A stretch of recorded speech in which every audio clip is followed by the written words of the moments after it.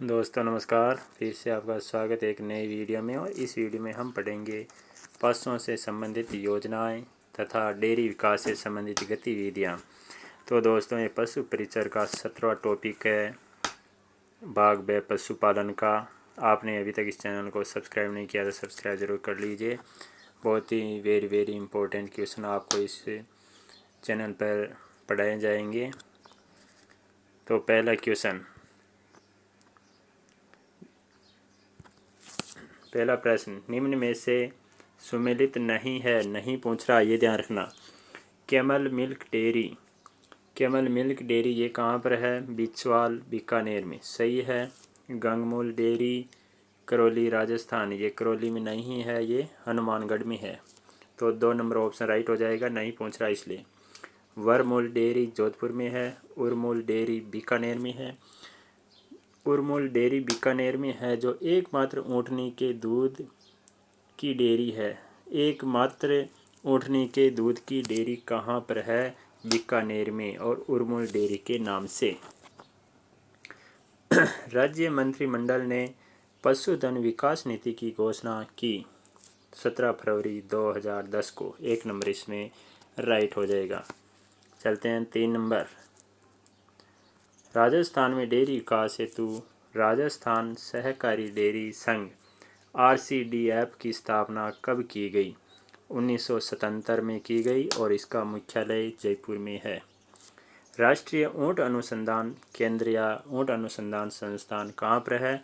जोहड़बीड़ बीकानेर में है, जिसकी स्थापना 1984 में की गई है। चलते हैं नेक्स्ट 5 नंबर। 5 नंबर, जयपुर शहर में दुग्ध वितरण हेतु सरकार द्वारा सर्वप्रथम योजना किस वर्ष प्रारंभ की गई? जयपुर शहर में दुग्ध वितरण हेतु जो सरकार द्वारा योजना प्रारंभ की गई वो कब की गई? 1957 में। और पशुपालन विभाग की स्थापना भी 1957 में की गई है और जयपुर में की गई। अर्थात पशुपालन विभाग की स्थापना कब हुई? 1957 में। कहाँ हुई? जयपुर में। और दुग्ध वितरण हेतु सरकार द्वारा सर्वप्रथम योजना का प्रारंभ जो किया वो 1957 में किया, जयपुर में। राजस्थान की प्रमुख दूध डेयरी पद्मा के नाम से है, जो ये कहाँ पर स्थित है? अर्थात राजस्थान की प्रमुख दूध डेयरी पद्मा डेयरी कहाँ स्थित है? जो सबसे पुरानी डेयरी है, पद्मा है जो सबसे पुरानी डेयरी है, ये अजमेर में स्थित है। वरमूल डेयरी कहाँ स्थित है? वरमूल डेयरी है जो ये जोधपुर में स्थित है। नेक्स्ट 8 नंबर, भारत में ऑपरेशन फ्लड की शुरुआत किस वर्ष में हुई थी? ऑपरेशन फ्लड भारत में ऑपरेशन फ्लड, अर्थात ऑपरेशन फ्लड का मतलब होता है दुग्ध उत्पादन, श्वेत क्रांति, दुग्ध उत्पादन। इसकी शुरुआत 1970 में हुई और ऑपरेशन फ्लड की शुरुआत 3 चरणों में हुई। 3 चरणों में, पहला 1970, दूसरा 1978, तीसरा 1985।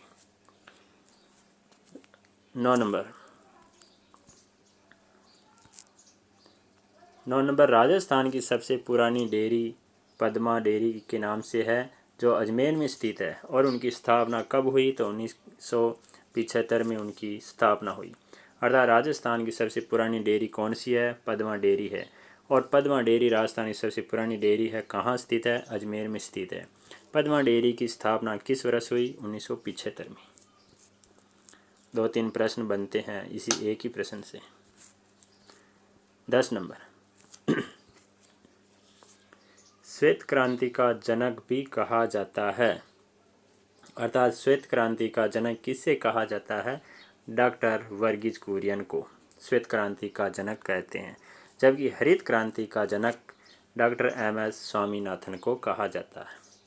डेयरी विकास के लिए राजस्थान में जिला स्तर पर बनाई गई संस्था है। जिला स्तर पर जो बनाई गई संस्था है वो क्या, अर्थात किस नाम से है? तो जिला दुग्ध उत्पादन सहकारी संघ, जिला दुग्ध उत्पादन सहकारी संघ के नाम से है। तो जिला स्तर पर बनाई गई संस्था है जो जिला दुग्ध उत्पादन सहकारी संघ के नाम से है। और राजस्थान में जिला स्तर पर जिला दुग्ध सहकारी संघ है जो 21 है। और प्राथमिक दुग्ध उत्पादन सहकारी समिति के नाम से ग्राम स्तर पर रहती है और राजस्थान में इनकी संख्या 12,700 है। तो जिला स्तर पर जिला दुग्ध उत्पादन सहकारी संघ और ग्राम स्तर पर प्राथमिक दुग्ध उत्पादन सहकारी समिति के नाम से है और जिला स्तर पर 21 है और ग्राम स्तर पर 12,700। मेट्रो डेयरी स्थित है। मेट्रो डेयरी कहाँ स्थित है? ये बस्सी जयपुर में स्थित है। 13 नंबर, ऑपरेशन फल्लड़ का द्वितीय चरण कब शुरू हुआ? ऑपरेशन फल्लड़ का द्वितीय चरण जो शुरू हुआ ये 1981 में शुरू हुआ। प्रथम चरण 1970 में, दूसरा चरण 1981 में, तीसरा चरण 1985 में शुरू हुआ। लेकिन कुछ किताबों में दोस्तों, एक किताब में 1978 भी दे रखा है, लेकिन इस किताब के अकॉर्डिंग हम 1981 पढ़ेंगे। ऑपरेशन फल्लड़ की द्वितीय चरण अर्थात ऑपरेशन फल्लड़ श्वेत दुग्ध उत्पादन का द्वितीय चरण जो शुरू हुआ वो 1981 में शुरू हुआ। प्रथम चरण 1970 में, तीसरा चरण 1985 में। इसमें कुल 3 चरणों में ये शुरू हुआ। राजस्थान की पहली महिला दुग्ध उत्पादक सहकारी समिति किस जिले में स्थापित की गई? बीकानेर में की गई और बीकानेर के भोजूसर नामक स्थान पर की गई। 15 नंबर, राजस्थान में डेयरी फेडरेशन उपभोक्ताओं को दूध, घी, पनीर, मक्खन, छाछ एवं अन्य दुग्ध उत्पाद किस ब्रांड के नाम से उपलब्ध करवाता है? तो ये सरस के नाम से उपलब्ध करवाता है।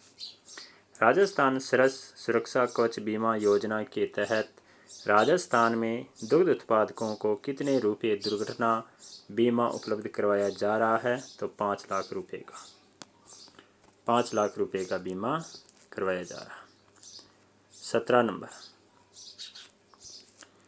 सरस सामूहिक आरोग्य बीमा का 17वां चरण कब से प्रारंभ किया गया? सरस सामूहिक आरोग्य बीमा का 17वां चरण 15 अक्टूबर 2022 से शुरू किया गया। दूध पिलाने वाली गायों के लिए डेयरी राशन की गणना निम्न के आधार पर नहीं की जानी चाहिए। नहीं पूछ रहा ये, और वर्तमान में जो भी परीक्षा में होती है अधिकतर प्रश्न नहीं वाले पूछे जाते हैं। तो दूध पिलाने वाली गायों के लिए डेयरी राशन की गणना निम्न के आधार पर नहीं की जानी चाहिए। तो मौसम के आधार पर नहीं की जानी चाहिए, बाकी शरीर भार के आधार पर अर्थात शरीर के आकार के आधार पर, दूध उत्पादन के आधार पर और स्तनपान के आधार पर अर्थात स्तनपान की अवस्था के आधार पर किया जाता है। बाकी मौसम वाला इसमें गलत है। तो 1 नंबर ऑप्शन इसमें राइट हो जाएगा।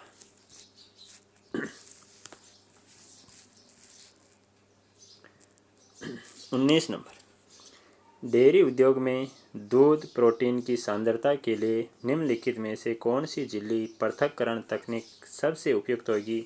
2 नंबर हो जाएगा अल्ट्रा निस्पंदन। अल्ट्रा निस्पंदन। चलते हैं नेक्स्ट 20 नंबर, निम्नलिखित में से कौन सा थोक दूध ढोने वाले के कर्तव्यों में से एक नहीं है जो दूध के प्रबंधन में महत्वपूर्ण भूमिका निभाता है?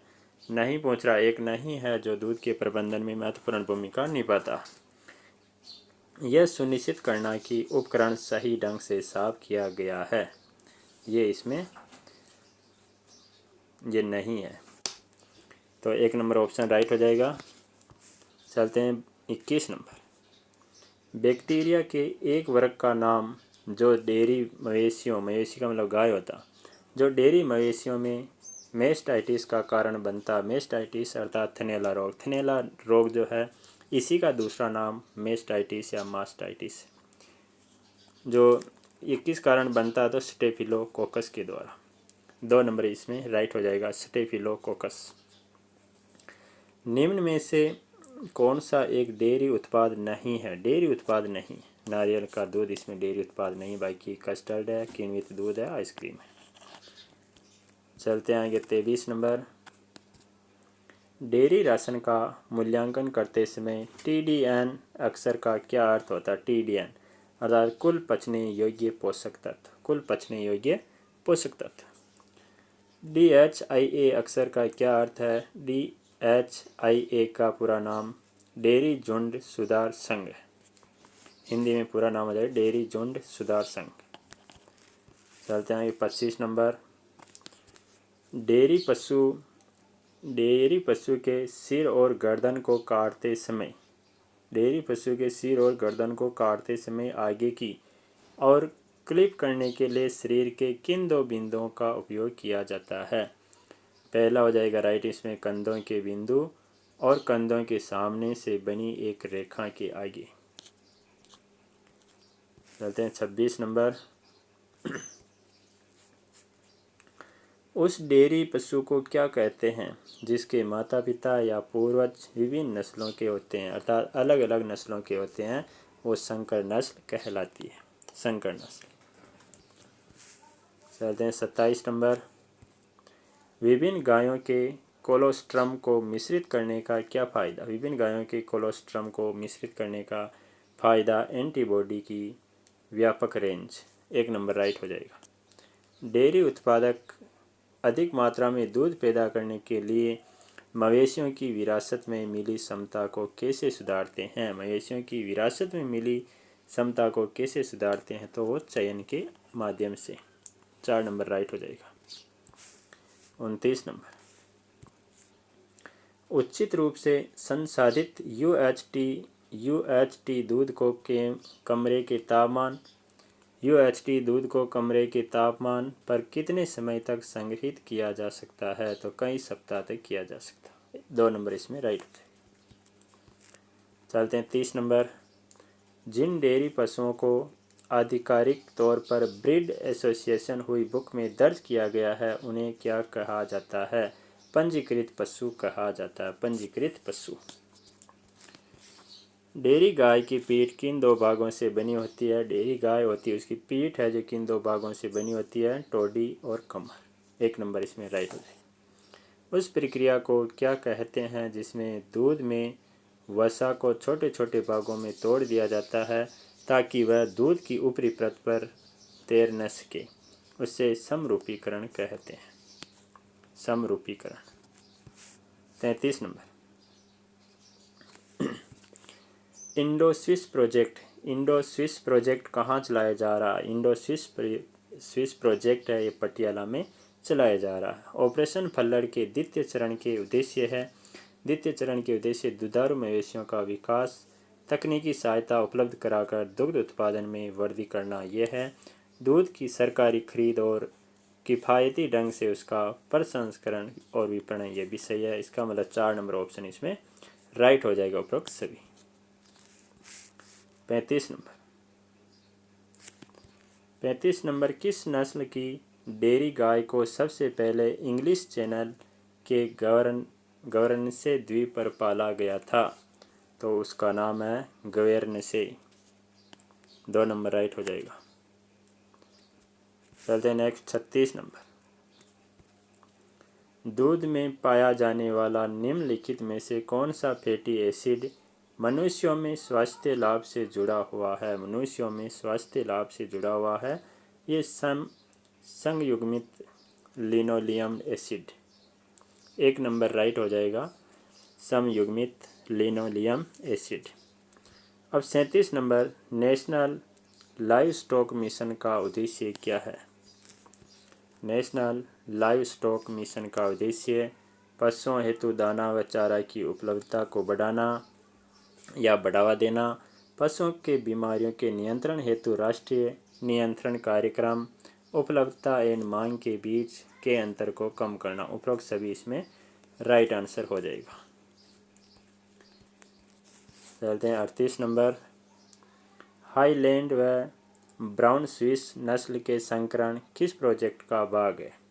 इंडो जर्मन प्रोजेक्ट का भाग है। हाईलैंड व ब्राउन स्विस नस्ल का जो संकरण है इंडो जर्मन प्रोजेक्ट का ही भाग है। भारत में ग्राम सहकारी कोऑपरेटिव संस्थाओं द्वारा अपनाया जाने वाला मॉडल है आनंद मॉडल। 2 नंबर इसमें राइट हो जाएगा। 40 नंबर। ऑपरेशन फल्लड़ कार्यक्रम का संबंध है। ऑपरेशन फल्लड़ कार्यक्रम का संबंध दुग्ध उत्पादन से संबंधित है, अर्थात दूध की आपूर्ति बढ़ाने से। चलते आगे 41 नंबर। मुख्यमंत्री दुग्ध उत्पादक संबल योजना में पशुपालकों को दूध बेचने पर दी जाने वाली अनुदान राशि कितने रुपए है? तो 5 रुपये प्रति लीटर। राजस्थान सरकार की किस योजना में ग्राम पंचायतों में नंदीशाला निर्माण का प्रावधान किया गया है? तो मुख्यमंत्री दुग्ध उत्पादक संबल योजना के तहत। 43 नंबर, कामधेनु डेयरी योजना राजस्थान की मुख्य विशेषताओं में सम्मिलित है। कामधेनु डेयरी योजना है राज्य में पशुपालन को बढ़ावा देने से संबंधित है, गोवंश को बढ़ावा देने से संबंधित है, रोजगार के अवसर में बढ़ोतरी करने से संबंधित है। उपयुक्त सभी इसमें राइट आंसर हो जाएगा 4 नंबर। चलते हैं आगे 44 नंबर, राजस्थान सरकार के पशुपालन विभाग द्वारा संचालित योजना राजस्थान पशु मित्र योजना। राजस्थान पशु मित्र योजना कब लागू की गई? मई 2023 में। एक साल पहले स्टार्ट हुई थी, अर्थात लागू किया गया था राजस्थान पशु मित्र योजना। ये इम्पोर्टेंट क्वेश्चन है। राजस्थान पशु मित्र योजना कब लागू की गई? तो मई 2023 में। मई 2023। राजस्थान बकरी पालन योजना के तहत निवेशित लागत में ब्याज मुक्त ऋण का प्रतिशत है 50%। 46 नंबर, राजस्थान सरस सुरक्षा कवच बीमा योजना। राजस्थान सरस सुरक्षा कवच बीमा योजना के द्वितीय चरण में प्रति सदस्य वार्षिक प्रीमियम है। वार्षिक प्रीमियम 53 रुपये और 50 पैसे, 53.50 रुपये। 3 नंबर हो जाएगा, दुग्ध उत्पादकों के हितों को दृष्टिगत रखते हुए RCDF द्वारा कब से राजस्थान सरस सुरक्षा कवच बीमा योजना का द्वितीय चरण प्रारंभ किया? जनवरी 2018 में। चलते हैं 48 नंबर, कौन सी दुग्ध विपणन एवं डेयरी विकास हेतु शीर्ष संस्था है? दुग्ध विपणन एंड डेयरी विकास हेतु शीर्ष संस्था कौन सी है? तो RCDF हो जाएगी, RCDF। इंडो स्विस प्रोजेक्ट कहाँ चलाया जा रहा है या कहाँ चलाया गया? तो पटियाला में। नेशनल लाइव स्टॉक मिशन का उद्देश्य पशुओं को दाना एंड चारा की उपलब्धता बढ़ाना, उपलब्धता एवं मांग के बीच अंतर कम करना, रोग नियंत्रण करना। उपयुक्त सभी इसमें राइट आंसर हो जाएगा। खीस का पीएच मान प्राय होता है, खीस का पीएच मान जो होता है खीस का 5.7 से 6.4 तक होता है, जबकि दूध का पीएच मान पूछ लिया जाए तो दूध का पीएच मान 6.6 होता है। खीस का पीएच मान कितना होता है? खीस का 5.7 से 6.4 तक, और दूध का पीएच मान होता है 6.6। चलते हैं आगे 52 नंबर, टोंड दूध में वसा की मात्रा पाई जाती है। टोंड दूध में वसा की मात्रा 3% होती है टोंड दूध में, जबकि SNF की मात्रा जो होती है 8.5% होती है। SNF की मात्रा 8.5% और वसा की मात्रा होती है 3%। डबल टोंड दूध में वसा की मात्रा पाई जाती है। डबल टोंड दूध में 1.5% होती है। टोंड दूध में 3%, डबल टोंड में 1.5% अर्थात 1.5%। डेयरी विज्ञान में प्राथमिक उत्पाद होता है, डेयरी विज्ञान में प्राथमिक उत्पाद जो होता है दूध, अर्थात दूध पहला है, दूसरा दही है, फिर घी वगैरह ये आते हैं। तो प्राथमिक उत्पाद दूध हो जाएगा। आगे 55 नंबर,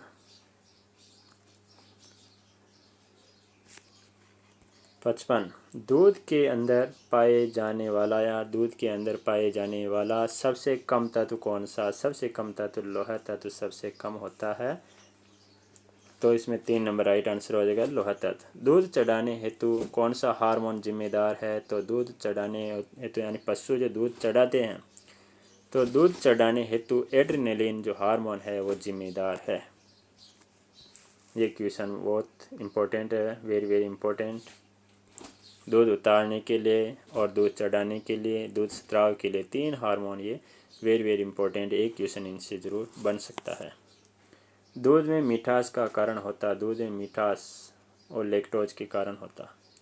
गाय के दूध में SNF की मात्रा पाई जाती है, अर्थात वसा रहित ठोस पदार्थ की मात्रा 8.5% पाई जाती है, अर्थात 8.5% पाई जाती है गाय के दूध में एसएनएफ की मात्रा।